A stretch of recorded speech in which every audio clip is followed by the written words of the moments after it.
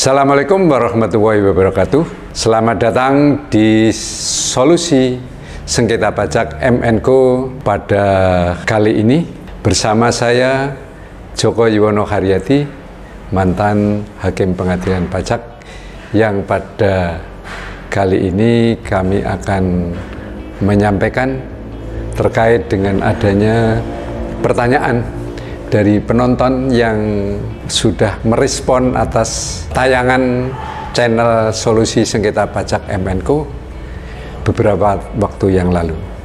Jadi yang bersangkutan, artinya penonton itu menanyakan bahwa ada suatu sengketa pajak yang diajukan sudah sampai tahapannya, sudah sampai tahapan banding, ya, artinya sudah masuk ke pengadilan pajak, bahkan oleh pengadilan pajak sengketa itu sudah diputus, ya, sudah diucapkan oleh pengadilan pajak.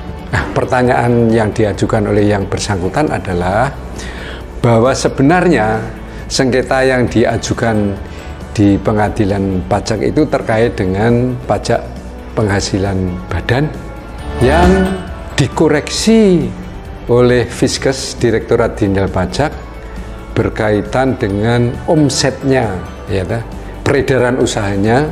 Menurut penanya tersebut, bahwa omset atau peredaran usaha yang diajukan banding itu adalah hasil daripada ekualisasi daripada pajak pertambahan nilai barang dan jasa, ya, artinya omsetnya itu dikoreksi dari besaran daripada pajak pertambahan nilainya. Karena kalau menurut penanya yang bersangkutan bahwa PPN semakin tinggi maka omsetnya akan semakin besar juga, gitu loh, ya, seperti itu. Kemudian yang bersangkutan menanyakan putusan daripada pengadilan pajak adalah dikabulkan seluruhnya. Jadi permohonan banding dari wajib pajak yang bersangkutan itu terkait dengan omsetnya itu dikabulkan keseluruhan oleh pengadilan pajak. Nah, penonton bertanya, apakah kalau karena itu terkait, tadi saya sampaikan bahwa karena itu terkait dengan pajak pertambahan nilai, karena itu hasil dari ekualisasi pajak pertambahan nilai, apakah PPN-nya juga bisa disesuaikan, gitu. Artinya kan kalau omsetnya itu dikoreksi, berarti PPN-nya ya dikoreksi dong, gitu. Artinya kan karena itu terkait dengan itu, ya. Ya, jadi kepada penonton terima kasih yang telah bertanya. Mudah-mudahan jawaban yang saya berikan ini bisa memberikan petunjuk bisa atau tidak, gitu, ya, bisa atau tidak. Jadi untuk itu saya akan kembali pada ke belakang dulu, bahwa wajib pajak itu kan ketika yang bersangkutan itu memasukkan surat pemberitahuan atau SPT, maka SPT itu menurut pasal 12 itu sudah dianggap KUP, pasal 12 itu sudah dianggap benar, ya, legal, itu benar, kecuali Direktorat Jenderal Pajak itu menemukan ketidakbenaran atas SPT itu, ya, terkait dengan tadi yang terkait dengan omset atau peredaran usaha daripada PPh badan yang itu adalah hasil ekualisasi dari PPN. Ya, begini, kalau setelah yang bersangkutan itu kan menerima dekoreksi itu dituangkan dalam bentuk surat ketetapan pajaknya, ya. Ya, mungkin karena penontonnya tidak menyebut tadi apakah itu SKP SKP KB atau SKP KBT ya. Tapi yang jelas itu wajib pajak yang bersangkutan merasa dirugikan atas besarnya peredaran usaha tadi. Maka yang bersangkutan terus mengajukan keberatan, ya toh? Keberatan. Nah, di dalam keberatan itu kan di apa namanya, di pasal 25 Undang-Undang KUP itu adalah hak daripada wajib pajak apabila menerima suatu ketetapan dan dia tidak setuju atas ketetapan pajak itu, maka dia bisa mengajukan keberatan. Nah, itu dijamin haknya oleh pasal Undang-Undang KUP pasal 25 ya, Undang-Undang KUP. Seperti kita ketahui bahwa sebenarnya Undang-Undang Ketentuan Umum dan Tata Cara Perpajakan atau KUP disingkat, orang-orang kita, orang-orang pajak itu familiar dengan KUP gitu ya. Jadi itu sebenarnya singkatan dari Ketentuan Umum dan Tata Cara Perpajakan. Nah, Undang-Undang KUP itu kan pasal 25 menjamin bahwa wajib pajak berhak untuk mengajukan keberatan apabila tidak setuju. Sekarang kalau yang bersangkutan itu sudah sampai banding, bahkan sampai diputus atas omset, pertanyaan saya adalah apakah PPN-nya juga diajukan keberatan gitu ya, ya apakah PPN-nya yang tadi disampaikan, apakah PPN-nya itu bisa disesuaikan oleh penonton yang bersangkutan, apa bisa disesuaikan? Nah, pertanyaan yang kemudian kami coba untuk membuka itu adalah apakah PPN-nya juga diajukan keberatan terkait dengan itu? Jawabannya kan bisa iya, bisa tidak. Dan kalau iya, saya akan menjawab itu akan disesuaikan. Jadi kalau ini terkait dengan itu, maka PPN-nya juga akan bisa disesuaikan gitu. Kalau yang bersangkutan juga mengajukan keberatan dan mengajukan banding, ya dah, karena dua-duanya ditolak ketika mengajukan keberatan ke kantor wilayah Direktorat Jenderal Pajak. Seperti kita ketahui bahwa keberatan itu diajukan ke kantor wilayah Direktorat Jenderal Pajak, kemudian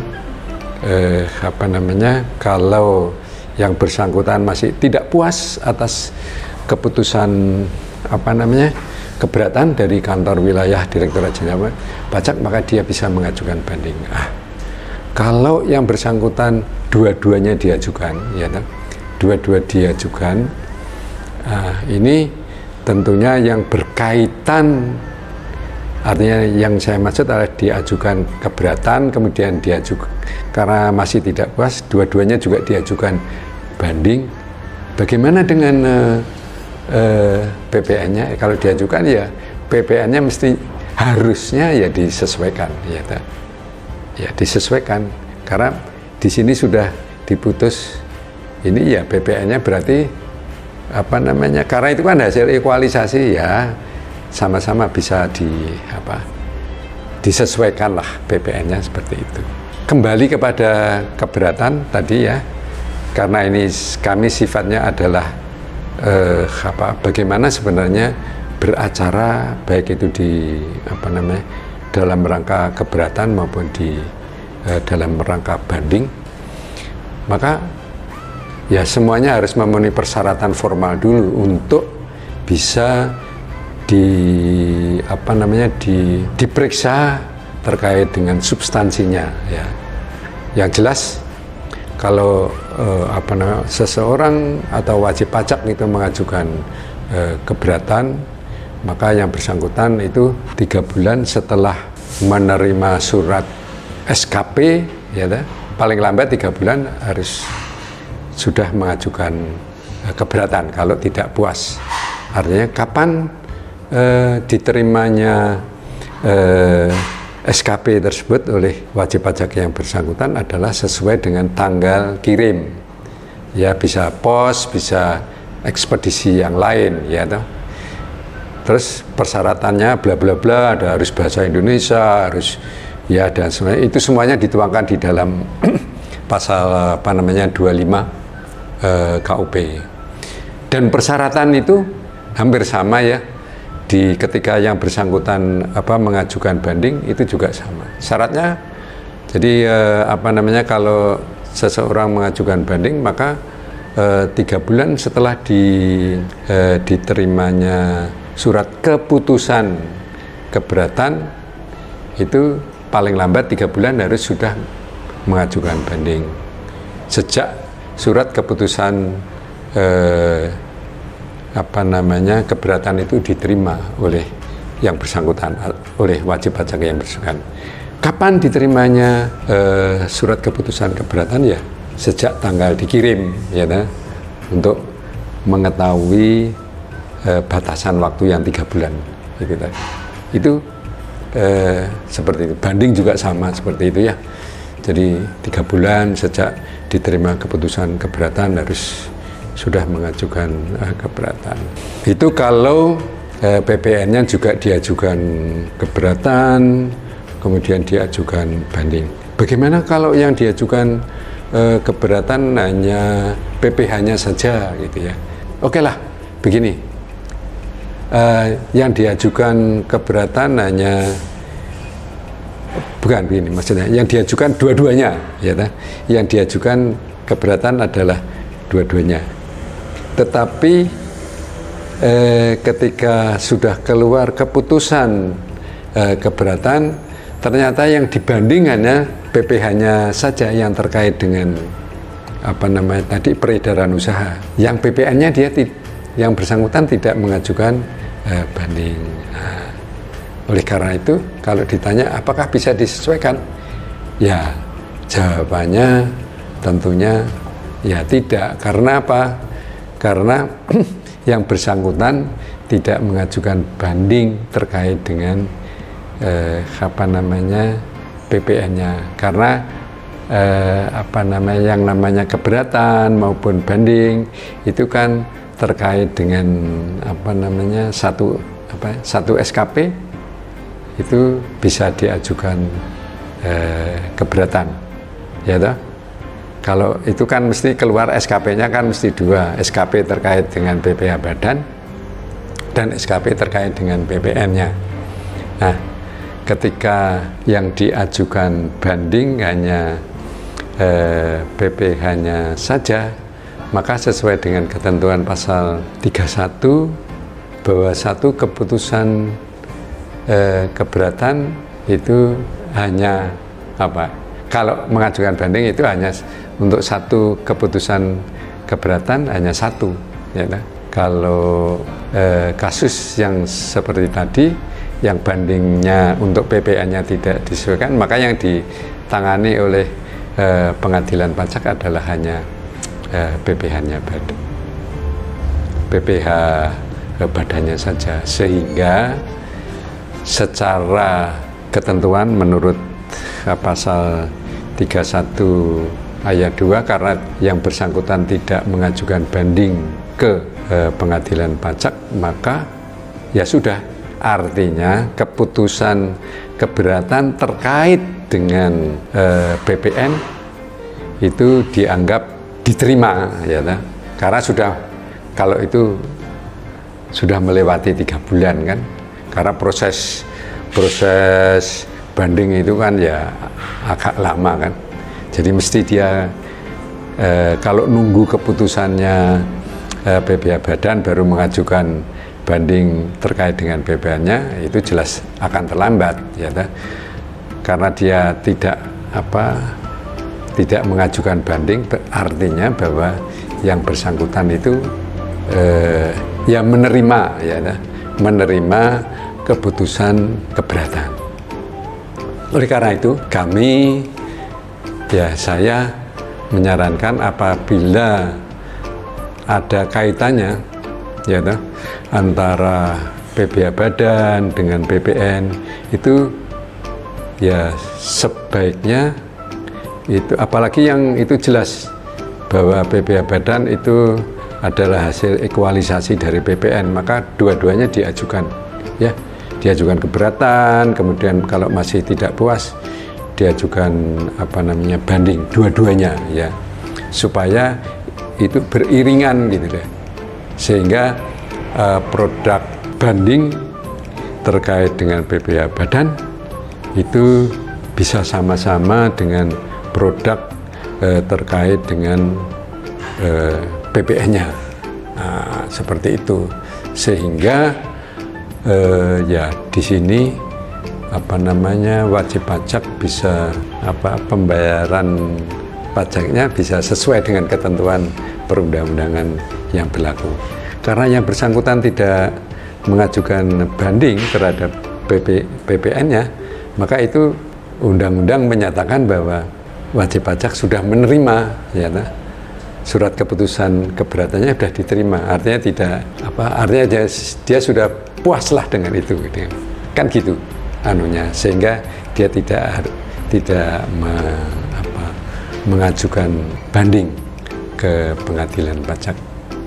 Karena upaya-upaya ya terkait dengan hak wajib pajak itu kan semua diakomodir, baik dalam Undang-Undang Ketentuan Umum dan Tata Cara Perpajakan maupun dalam Undang-Undang Nomor 14 Tahun 2002 tentang pengadilan pajak. Di sana ada hak-hak, ya, di samping kewajiban tentunya ada hak-hak daripada wajib pajak. Ya, saya kira itu jawaban saya terkait dengan salah satu penanya yang berkaitan antara PPh badan dan pajak pertambahan nilai, ya. Jadi sekali lagi saya sarankan kalau ada sengketa yang saling berhubungan, karena PPh badan itu sengketanya kadang-kadang ya berkaitan dengan pajak pertambahan nilai, ya, itu maka ya dua-duanya diajukan supaya baik itu dalam proses keberatannya maupun dalam proses bandingnya. Ya syukur-syukur kalau pada saat keberatan itu wajib pajak sudah bisa menerima. Nah, itu akan lebih cepat prosesnya. Jadi artinya pajak yang dibayar oleh wajib pajak yang bersangkutan karena sudah menyetujui atas keputusan keberatan, maka ya itu sudah pajaknya sudah legal lah, tidak ada sengketa lagi di situ. Perlu juga di sini saya sampaikan kepada penonton bahwa pengadilan pajak itu selain menangani terkait dengan banding, juga menangani terkait dengan penagihan, gugatan, ya. Kalau gugatan itu kaitannya dengan proses penagihannya, ya. Misalnya surat paksanya, ya. Penagihan itu kan ada surat paksa, surat pemberitahuan penyitaan, kemudian pengumuman lelang, atau keputusan-keputusan yang lain yang dalam itu bisa digugat, yang diatur di dalam KUP di pasal 23 kalau tidak salah, ya, di pasal 23 itu diatur wajib pajak bisa tak cari di pasal 23 apa pasal, ya, pasal 23, ya, di pasal 23 itu diatur itu wajib pajak bisa mengajukan gugatan. Misalnya prosedur-prosedur terkait dengan pemeriksaan, ya, pemeriksaan yang tidak menurut wajib pajak tidak sesuai dengan ketentuan pemeriksaan, ya itu bisa digugat, ya. Kemudian kan kalau pemeriksaan itu kan nanti ada keluar produk-produk hukum yang lain sehingga muncul nanti SKP. Kalau prosedur itu tidak dilalui, ya, di tahapannya itu tidak dilalui oleh petugas auditornya, maka itu bisa digugat oleh wajib pajak yang bersangkutan, ya, seperti itu. Jadi gitu. Jadi memang kekuasaan dari pengadilan pajak adalah yaitu terkait dengan sengketa banding dan sengketa gugatan yang berkaitan dengan pajak, ya, baik itu pajak pusat maupun pajak daerah. Nah, pajak daerah itu ada dua, yaitu terkait dengan pajak provinsi maupun pajak kota atau kabupaten, ya. Kalau pusat ada bea cukai, ya, dan pajak, ada PPh, ada PPN, ada bea materai dan sebagainya.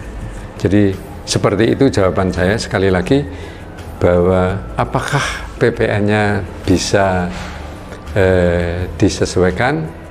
Ya, kalau PPN-nya tidak diajukan banding, ya tidak bisa disesuaikan. Karena apa? Karena dianggap, karena banding itu adalah rangkaian daripada keberatan. Artinya bisa diajukan banding kalau ada keputusan keberatan. Jadi inline antara pasal 25 KUP, kemudian ada pasal 27 KUP sama pasal 31 ayat 2, ya, Undang-Undang 14 tahun 2002 tentang pengadilan pajak. Nah, itu ada kaitannya itu.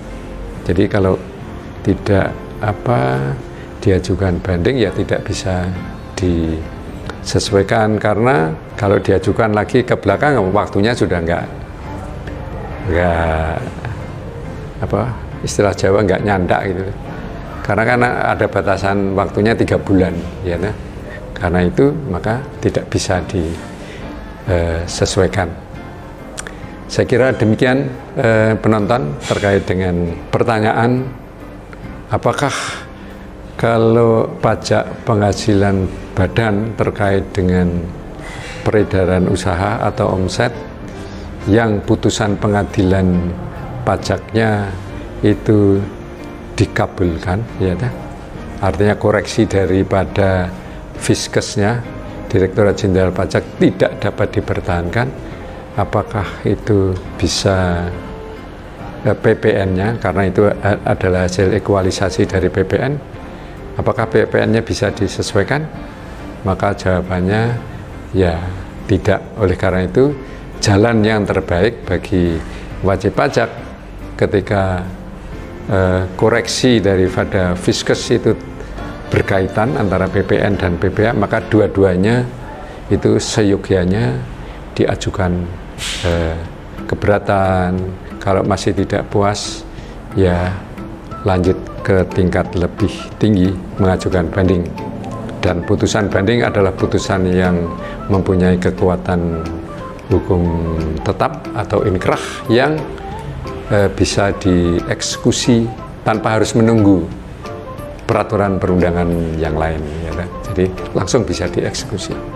Saya kira demikian penonton solusi sengketa pajak MNCO pada kesempatan kali ini terkait dengan pertanyaan tersebut. Mudah-mudahan membawa manfaat bagi kita semuanya, walaupun sederhana, ya, ini sebagai pengetahuan kita bersama. Terima kasih atas perhatian Anda semuanya. Salam sehat untuk kita semuanya. Mudah-mudahan kita selalu dalam lindungan Tuhan Yang Maha Esa. Demikian, wabillahi taufiq wal hidayah. Assalamualaikum warahmatullahi wabarakatuh. Salam sehat untuk semuanya. Terima kasih.